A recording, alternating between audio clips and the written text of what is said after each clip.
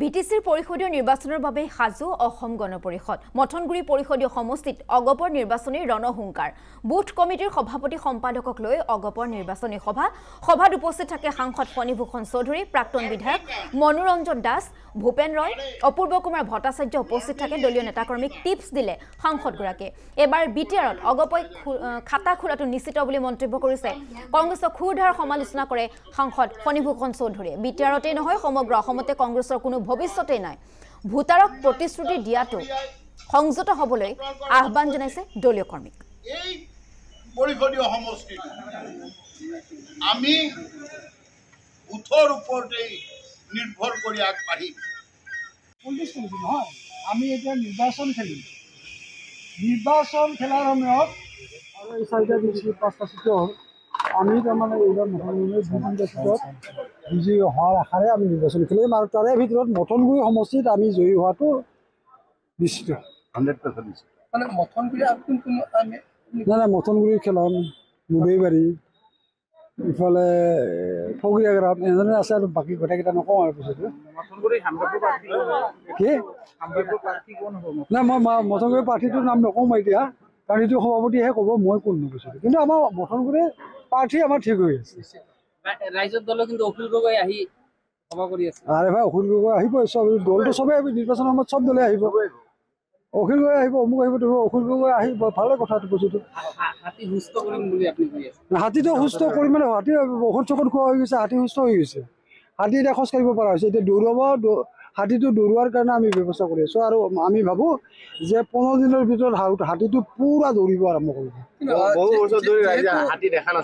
দেখিব এইবাৰ দেখিব বিটিচিৰ পৰিষদীয় নিৰ্বাচনৰ বাবে সাজু অসম গণ পৰিষদ মথনগুৰি পৰিষদীয় সমষ্টিত অগপৰ নিৰ্বাচনী ৰণহুংকাৰ বুথ কমিটিৰ সভাপতি সম্পাদকক লৈ অগপৰ নিৰ্বাচনী সভাত উপস্থিত থাকে সাংসদ ফণীভূষণ চৌধুৰী প্ৰাক্তন বিধায়ক মনোৰঞ্জন দাস ভূপেন ৰয় অপূৰ্ব কুমাৰ ভট্টাচাৰ্য উপস্থিত থাকে দলীয় নেতাকৰ্মীক টিপছ দিলে সাংসদগৰাকীয়ে এবাৰ বিটিআৰত অগপই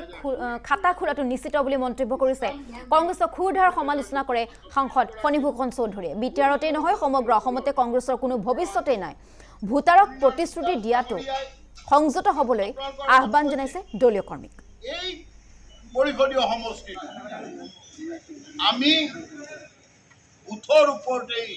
নিৰ্ভৰ কৰি আগবাঢ়িম নহয় আমি এতিয়া নিৰ্বাচন খেলিম নিৰ্বাচন খেলাৰ সময়ত আৰু এই চাৰিটা ডিষ্ট্ৰিক্ট পাঁচটা চিট হ'ল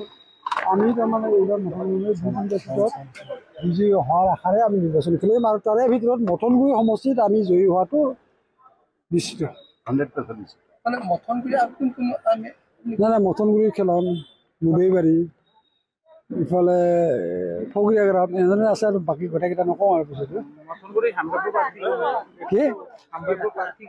নাই মই মথনগুৰি প্ৰাৰ্থীটোৰ নাম নকওঁ মই এতিয়া কাৰণ এইটো সভাপতিয়েহে ক'ব মই কোন নকৈছিলোঁ কিন্তু আমাৰ মথনগুৰি প্ৰাৰ্থী আমাৰ ঠিক হৈ আছে ৰাইজৰ দল কিন্তু অখিল গগৈ আহি সভা কৰি আছে আৰে ভাই অখিল গগৈ আহিব চব দলটো চবেই নিৰ্বাচনৰ সময়ত চব দলে আহিব অখিল গগৈ আহিব অমুক আহিব অখিল গগৈ আহিব ভালে কথাটো কৈছোঁ হাতী সুস্থ কৰিম বুলি আপুনি কৈ আছে হাতীটো সুস্থ কৰি মানে হাতী ঔষধ চৌষধ খোৱা হৈ গৈছে হাতী সুস্থ হৈ গৈছে হাতী এতিয়া খোজ কাঢ়িব পৰা হৈছে এতিয়া দৌৰাব হাতীটো দৌৰোৱাৰ কাৰণে আমি ব্যৱস্থা কৰি আছোঁ আৰু আমি ভাবোঁ যে 15 দিনৰ ভিতৰত হাতীটো পুৰা দৌৰিব আৰম্ভ কৰিব দেখিব এইবাৰ দেখিব